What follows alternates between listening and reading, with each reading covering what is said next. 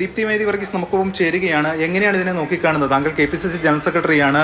പാർട്ടിയുടെ ഒരു സർക്കുലർ തന്നെ ഉണ്ടായിരുന്നു. ഇതുമായി ബന്ധപ്പെട്ട് പാർട്ടിയിലെ പ്രധാനപ്പെട്ട ചുമതല വഹിക്കുന്നവർക്ക് പരിഗണന കൊടുക്കണമെന്നത് എങ്ങനെയാണ് കാണുന്നത്? അല്ല, പാർട്ടിയുടെ സർക്കുലർ ഉണ്ടായിരുന്നു. അതെങ്ങനെയാണ് തെരഞ്ഞെടുപ്പ് നടത്തേണ്ടതെന്നും ഉണ്ടായിരുന്നു. അതുപോലെ തന്നെ തെരഞ്ഞെടുപ്പ് നടത്തിയതിന് ശേഷം ഏതൊക്കെ ആളുകൾക്കാണ് പ്രാധാന്യം എങ്ങനെയാണ് കൊടുക്കേണ്ടത്, അത്തരം കാര്യങ്ങളെല്ലാം സർക്കുലർ ഉണ്ടായിരുന്നു. ഇപ്പോൾ തീരുമാനം വന്നു എന്ന് എന്നോടാരും ഔദ്യോഗികമായിട്ട് പറഞ്ഞിട്ടില്ല. പ്രഖ്യാപിച്ചോ എന്നുള്ളത് എനിക്കറിയില്ല. ഞാൻ പറഞ്ഞ എന്നോട് കമ്മ്യൂണിക്കേറ്റ് ചെയ്തിട്ടില്ല.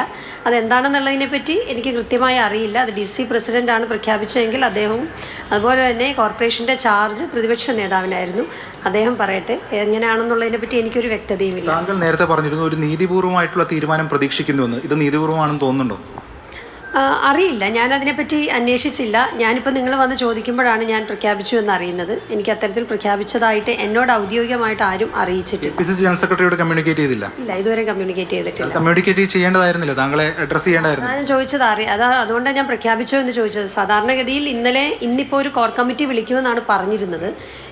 ഇന്നലെ അഭിപ്രായ സമന്വയം നടത്തുന്നത് തന്നെ KPCC എന്നുള്ള ഒരു നിരീക്ഷകൻ വന്ന്, കഴിഞ്ഞ കാലങ്ങളിലൊക്കെ അങ്ങനെയാണ്, തർക്കം വരുമ്പോൾ കോർപ്പറേഷനിൽ KPCC എന്നുള്ള ഒരു നിരീക്ഷകൻ വന്ന് അവരുടെ മുൻപിലാണ് അംഗങ്ങൾ അഭിപ്രായം പറയേണ്ടത്. അത്തരമൊരു രീതിയൊന്നും ഉണ്ടായിരുന്നില്ല.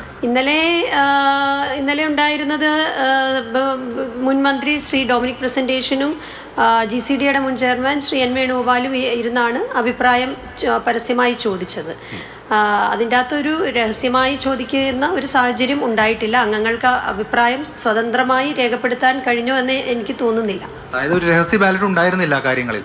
അതെ, അത് ഉണ്ടായിരുന്നില്ല. അതെന്തുകൊണ്ടാണ്, എന്തുകൊണ്ടാണ്? അപ്പോൾ ഇന്നിപ്പോൾ അങ്ങനെ ആണെങ്കിൽ പോലും ഇന്നിപ്പോൾ ഒരു കോർ കമ്മിറ്റി വിളിക്കുമെന്ന് പറഞ്ഞു. ഞാനിപ്പോൾ രാവിലെ വിളിക്കുമെന്ന് പറഞ്ഞു, ഉച്ചയ്ക്ക് വിളിക്കുമെന്ന് പറഞ്ഞു. ഇത്രയും നേരമായിട്ടും കോർ കമ്മിറ്റി വിളിച്ചില്ല. അപ്പോൾ എന്താണ് വിളിക്കാത്തതെന്നുള്ളതിനെക്കുറിച്ച് എനിക്ക് വ്യക്തതയൊന്നുമില്ല. നടപടിക്രമങ്ങൾ പാലിച്ചില്ല എന്താണെന്നറിയില്ല. അത് DC പ്രസിഡന്റാണ് പറയേണ്ടത്. അദ്ദേഹം പറയട്ടെ, എനിക്കറിയില്ല. താങ്കളെ പോലെ ഒരു തദ്ദേശ തെരഞ്ഞെടുപ്പിലേക്ക് മത്സരിക്കുമ്പോൾ KPCC ജനറൽ സെക്രട്ടറി മത്സരിക്കുന്നു, ജയിക്കുന്നു, അതിനുശേഷം താങ്കൾ മേയറാകും എന്ന തരത്തിലുള്ള ചർച്ചകളൊക്കെ നടക്കുന്നു. ഗ്രൂപ്പ് അതിപ്രസരം വളരെ തോതിൽ പാർട്ടിയിൽ ഇപ്പോൾ വീണ്ടും വന്നു എന്നത് തോന്നുന്നുണ്ടോ? ഇതിപ്പോൾ അതൊക്കെ ഞാൻ പിന്നീട് പറയാം. ഇപ്പോൾ ഞാൻ അതിനെക്കുറിച്ച് അവെയർ എന്താണ് സംഭവിച്ചത് ഇപ്പം ഞാൻ പറഞ്ഞല്ലോ, ഇത് പ്രഖ്യാപിച്ചത് പോലും എന്നെ സംബന്ധിച്ച് ഔദ്യോഗികമായിട്ട് ആരും എന്നോട് പറഞ്ഞിട്ടില്ല. ഞാൻ അല്പം മുമ്പ് ബഹുമാനപ്പെട്ട പ്രതിപക്ഷ നേതാവിനെയൊക്കെ വിളിച്ചിരുന്നതാണ്. വരട്ടെ, വിളിക്കാം എന്നാണ് പറഞ്ഞിരുന്നത്. ഇതുവരെ എന്നോട് വിളിച്ചിട്ടില്ല ആരും. എന്നോട് ചോദിക്കാതെ താങ്കളെ അഡ്രസ് ചെയ്യാതെയാണ് ഇപ്പോൾ പ്രഖ്യാപനം വന്നിരിക്കുന്നത്. അതെ, എന്നോടൊന്നും പറഞ്ഞിട്ടില്ല. എന്നോട് ഇങ്ങനെ പ്രഖ്യാപിക്കുമെന്ന് പറഞ്ഞിട്ടില്ല. ഞാനിപ്പോൾ പലതവണ ഇന്നിപ്പോൾ ഞാൻ DCC ഓഫീസിലുണ്ടായിരുന്നു. എപ്പോഴാണ് കോർ കമ്മിറ്റി എന്ന് ഞാൻ ചോദിച്ചു. കോർ കമ്മിറ്റി നടത്തുന്നതിനെ പറ്റി യാതൊരു മറുപടിയും പറഞ്ഞിട്ടില്ല.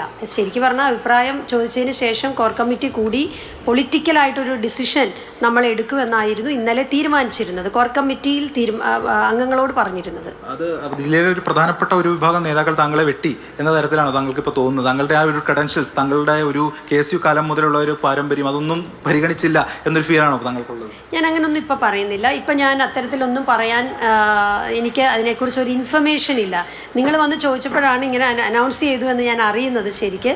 അതുകൊണ്ട് തന്നെ വരട്ടെ, അത് എന്താണെന്നുള്ളത് അറിഞ്ഞതിന് ശേഷം ഞാൻ പ്രതികരിക്കാം. എങ്ങനെയാണ് ഇതിനെ നോക്കിക്കാണുന്നത്? പ്രത്യേകിച്ചും താങ്കളുടെ പേര് ആദ്യം പരിഗണിക്കപ്പെട്ടിരുന്നു, അതിനുശേഷം പിന്നീട് ഈ കാര്യങ്ങളിലേക്കൊക്കെ പോയി AI ഗ്രൂപ്പുകൾ വെട്ടി എന്ന തരത്തിലുള്ള കാര്യങ്ങളൊക്കെയാണ് വന്നിരുന്നത്. അല്ല, അത് എങ്ങനെയാണെന്ന് ഞാൻ പറഞ്ഞല്ലോ. ഞാനത് വിശദമായിട്ട് അറിഞ്ഞതിന് ശേഷം പ്രതികരിക്കാം. ഇതുമായി ബന്ധപ്പെട്ടിട്ട് ഇപ്പോൾ DCC പ്രസിഡന്റ് അടക്കം പറഞ്ഞിരിക്കുന്നത് എല്ലാ നോംസും പാലിച്ചാണ് ഒരു 2 ആളുകളെ മേയറാക്കി തിരഞ്ഞെടുപ്പിക്കുന്നതാണ്. അപ്പം ഇതിലിപ്പോൾ KPCC ഇറക്കിയ ഒരു സർക്കുലർ അടക്കമുണ്ട്. ആ സർക്കുലർ വയലേറ്റ് ചെയ്തു എന്നൊരു തോന്നലുണ്ടോ താങ്കൾക്ക്? അല്ല, KPCC ഇറക്കിയ സർക്കുലറിൽ വളരെ വ്യക്തമായി പറയുന്നുണ്ട്, തർക്കമുണ്ടായാൽ, ഒന്നിലധികം പേരുണ്ടായാൽ അത് തീരുമാനിക്കേണ്ടത് KPCCക്ക് വിടലാണ് ചെയ്യേണ്ടത്. അല്ല എന്നുണ്ടെങ്കിൽ ഒരു നിരീക്ഷകൻ, KPCC പറയുന്ന ഒരു നിരീക്ഷകൻ വന്ന് കഴിഞ്ഞ കാലങ്ങളിലൊക്കെ ചെയ്തതുപോലെ, കഴിഞ്ഞ പ്രാവശ്യം സൗമിനി ജയനും ഇതുപോലെ ഷൈനിയും തമ്മിലൊരു പ്രശ്നം ഉണ്ടായപ്പോൾ അന്ന് നിരീക്ഷകനായിരുന്നു വന്ന് ചെയ്തത് KPCC-ന്ന്. അപ്പം അത്തരത്തിലൊരു പ്രൊസീഡിങ്സ് ഇവിടെ നടന്നിട്ടില്ല. പകരം മുൻ മന്ത്രി ശ്രീ ഡൊമിനിക് പ്രസന്റേഷനും GCDയുടെ മുൻ ചെയർമാൻ ശ്രീ N വേണുഗോപാലും ഇരുന്ന് DCC പ്രസിഡന്റ് സാന്നിധ്യത്തിലായിരുന്നു ആളുകളോട് പരസ്യമായി ചോദിച്ചത്. പ്രതിപക്ഷ നേതാവ് ഇക്കാര്യത്തിൽ ഒരു ഇതെടുത്തില്ല. പ്രതിപക്ഷ നേതാവ് എങ്ങനെയുള്ള സമീപനമാണ് സ്വീകരിച്ചിരുന്നത്? താങ്കൾ തന്നെ നേരത്തെ സൂചിപ്പിച്ചിരുന്നു പ്രതിപക്ഷ നേതാവ് അടക്കം ഇക്കാര്യങ്ങൾ പരിശോധിച്ച് തീരുമാനിക്കും എന്നൊക്കെ. അല്ല, യഥാർത്ഥത്തിൽ പ്രതിപക്ഷ നേതാവിനാണ് ഇതിന്റെ ചാർജുള്ള ആള്. അദ്ദേഹമാണ് മറുപടി പറയേണ്ടത്, ഞാനല്ല മറുപടി പറയേണ്ടത്. ഇങ്ങനെ സംഭവിച്ചതിൽ മറുപടി പറയണം പ്രതിപക്ഷ നേതാവ്. അല്ല, അദ്ദേഹം പ്രതിപക്ഷ നേതാവ് പറയട്ടെ. എന്താണെന്ന് എനിക്കറിയില്ല, എന്നോടൊന്നും കമ്മ്യൂണിക്കേറ്റ് ചെയ്തിട്ടില്ല. ഞാൻ അദ്ദേഹത്തെ കുറച്ച് മുമ്പ് വിളിച്ചിരുന്നു. അപ്പോൾ എന്നോട് നമുക്ക് ആലോചിക്കാം, പറയാമെന്നല്ലാതെ വേറെ പ്രത്യേകിച്ചൊന്നും ഒരു കമ്മ്യൂണിക്കേഷനും എന്നോട് പറഞ്ഞിട്ടില്ല. ഇപ്പം ഈ എൻ വേണുഗോപാൽ, ഡൊമിനിക് പ്രസന്റേഷൻ രണ്ടുപേരാണ് തീരുമാനിച്ചിരിക്കുന്നത്. ആ ഒരു പുറത്ത് പറഞ്ഞിരിക്കുന്ന ഒരു കണക്ക്, ഇത്ര പേരാണ് കൗൺസിലർമാരാണ് പിന്തുണച്ചതെന്നുള്ള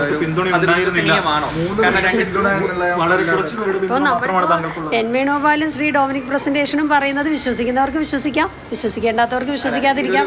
രണ്ട് ഗ്രൂപ്പ് നേതാക്കളാണ് ഇത് പറഞ്ഞിരിക്കുന്നത്. ഈ പറഞ്ഞ പോലെ ഒരു നിരീക്ഷകൻ ഇല്ലാതെയാണ് നടത്തിയിരിക്കുന്നത്. അതുകൊണ്ടാണ് ഞാൻ പറഞ്ഞത്, അത് വിശ്വസിക്കണം എന്നുള്ളവർക്ക് വിശ്വസിക്കാം, അല്ലാത്തവർക്ക് വിശ്വസിക്കാതിരിക്കാം. അതിപ്പോൾ അവർ പറഞ്ഞ കണക്ക് എനിക്കറിയില്ല, എന്നോട് കണക്ക് പറഞ്ഞിട്ടില്ല. ഇന്ന് കോർ കമ്മിറ്റി കൂടിയിട്ടില്ല. ഇന്ന് കോർ കമ്മിറ്റി കൂടുമെന്ന് പറഞ്ഞിരുന്നു.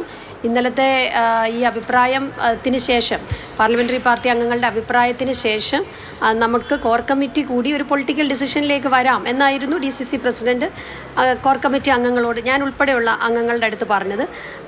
അദ്ദേഹം ആരെയാണ് ബന്ധപ്പെട്ടത്, എങ്ങനെയാണ് ബന്ധപ്പെട്ടതെന്നുള്ളത് എനിക്കറിയില്ല, എന്നോടൊന്നും പറഞ്ഞിട്ടില്ല.